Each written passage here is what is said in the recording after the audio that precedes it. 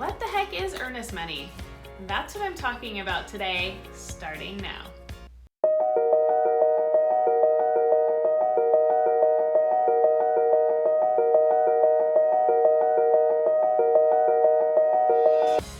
Hey there, happy Friday. Welcome back to my channel. Thanks for tuning in. If this is your first time here, please hit that subscribe button below. And if you're enjoying my content, let me know by giving me a thumbs up and feel free to leave a comment. My name is Rebelann-Mueller and I'm a realtor here in the Boise and Treasure Valley area with Better Homes and Gardens 43 Degrees North Real Estate. This channel is all things related to Boise and real estate, whether you're buying, selling, or investing. I really do enjoy helping others find the quality and lifestyle they've dreamt about, but didn't necessarily know that they could afford. So if that's something you're interested in learning more about, then be sure to hit that little bell so you can be notified when I post new videos every Friday. Today, I'm going to simplify for you exactly what earnest money is, why you need it when you're making an offer on a home, how much earnest money do you actually need, and who do you give it to, and who holds that earnest money? All right, let's get started with number one. What the heck is earnest money? Well, when you find a house you love and you want to make an offer on it, you're going to put down some earnest money or an earnest money deposit, also referred to as EMD.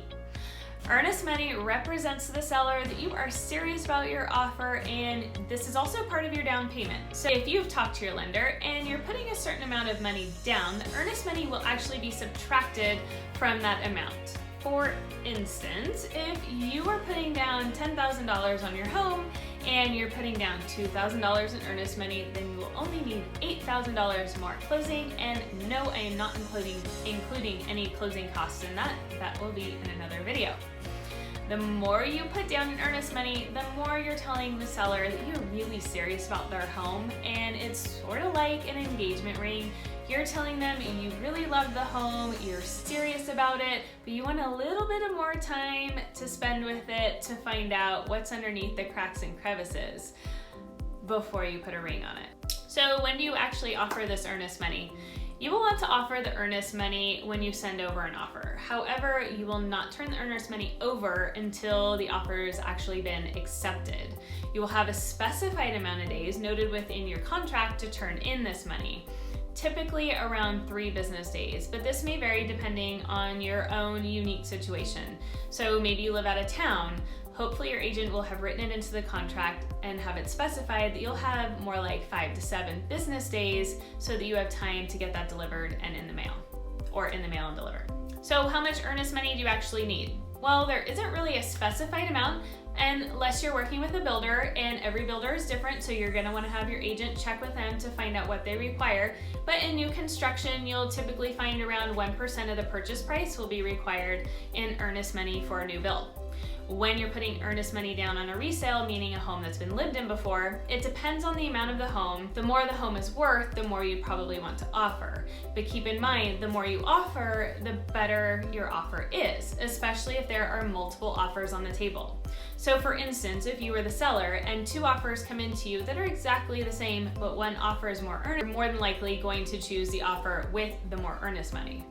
So now your offer has been accepted and you have a check or a cashier's check and you don't know who to give it to. So where does it go and who do you give it to? Depending on your agent's brokerage they are working with, it may be held by their broker, which is what will happen if you're working with me, or title escrow, another company. Depending on where you live, is gonna depend on what entity will hold that earnest money for you. Give it to your agent to turn it in or deliver, or mail it yourself to the appropriate responsible party. And in some cases, if you can't deliver it, your agent can actually arrange for a courier from title to come pick it up for you and deliver it on your behalf.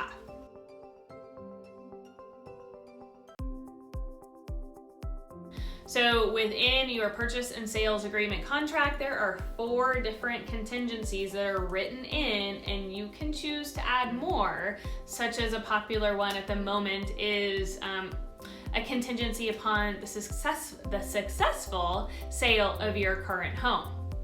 But remember, the more contingencies and complicated you make your offer, the less likely it's going to be accepted. All right, so let's quickly go over those 4 contingencies that are included in the contract. The first contingency is during the period that title is opened. This is a time to ensure that there's no liens against the property, the title is clear and free of any encumbrances. And if it is discovered that the title has liens or something's going on with it that is not satisfactory, you can get your earnest money back. The second is the inspection contingency. If there's something that comes up during the inspection and you discover something about the home that's unsatisfactory, let's say mold. You find mold in the crawl space and you don't even want to deal with it. You don't want to ask the seller to do mold remediation. You have the right to terminate the contract and receive your earnest money back. So third on the list is the finance contingency. If for some reason your financing falls through with your lender and your lender cannot lend you the money, you may get your earnest money back. So the last of the 4 is all lenders do require an appraisal. And if the home does not appraise for the offered amount, then you can get your earnest money back, or the seller can come down in price to the appraised value. That's something that you will have to negotiate and work out if that happens to be the case. Hopefully you now have a better understanding of what earnest money is. If you have any questions regarding earnest money or anything else related to real estate or Boise, please feel free to send me an email, give me a call, or drop me a text. I'm happy to answer any questions that you might have. I hope you have a great weekend, and I'll see you next Friday. What has the most earnest money? Wow. You'll be notified